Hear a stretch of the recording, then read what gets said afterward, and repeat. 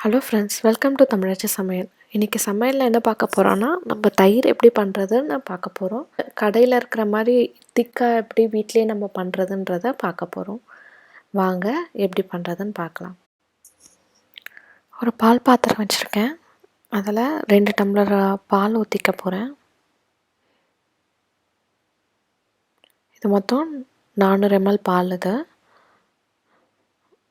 பாலை நல்லா காய்ச்சிக்கலாம். இப்போது வெறும் பால் மட்டும்தான் ஊற்றிருக்கேன், தண்ணி எதுவுமே நான் மிக்ஸ் பண்ணலை.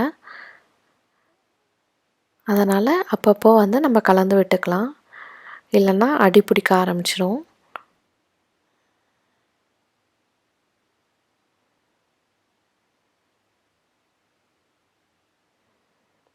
பால் இப்போ நல்லா கொதிக்குது. நல்லா ஒரு வாட்டி கலந்து விட்டுட்டு நம்ம அடுப்பை ஆஃப் பண்ணிடலாம்.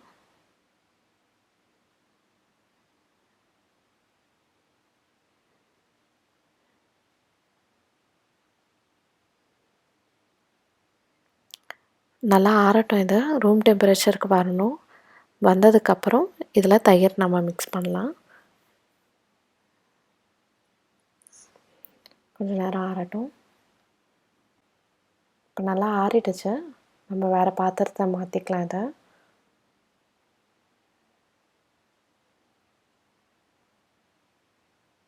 மாற்றிட்டு 1 ஸ்பூன் தயிர் போட்டுக்கிறேன்.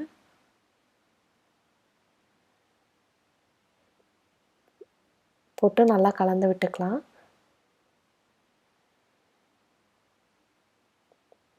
இப்போ இதை நைட்டு ஓவர் நைட் ஃபுல்லாக இது இருக்கட்டும், தயிரோட வெளியே. நம்ம மார்னிங் எப்படி இருக்குன்றதை பார்க்கலாம். அட்லீஸ்ட் ஒரு 8 hours இருந்தால் நல்லாயிருக்கும். இது இப்போ மார்னிங் ஆகிடுச்சு. நம்ம ஓப்பன் பண்ணி பார்க்கலாம். பாருங்கள் எவ்வளோ சூப்பராக ரெடியாக இருக்குது தயிர்ன்ட்டு. எவ்வளோ திக்காக இருக்குது பாருங்கள். நல்லா கேக் மாதிரி வருது. இதை கொஞ்சம் நேரம் நம்ம ஃப்ரீசரில் வைக்கலாம், இன்னும் திக்காக ஆகிடும்.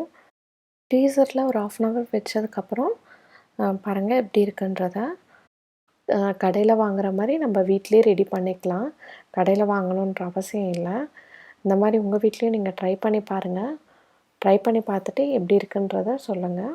இந்த வீடியோ பிடிச்சிருந்ததுன்னா லைக் பண்ணுங்கள், ஷேர் பண்ணுங்கள், மறக்காமல் சப்ஸ்கிரைப் பண்ணுங்கள். தேங்க்ஸ்.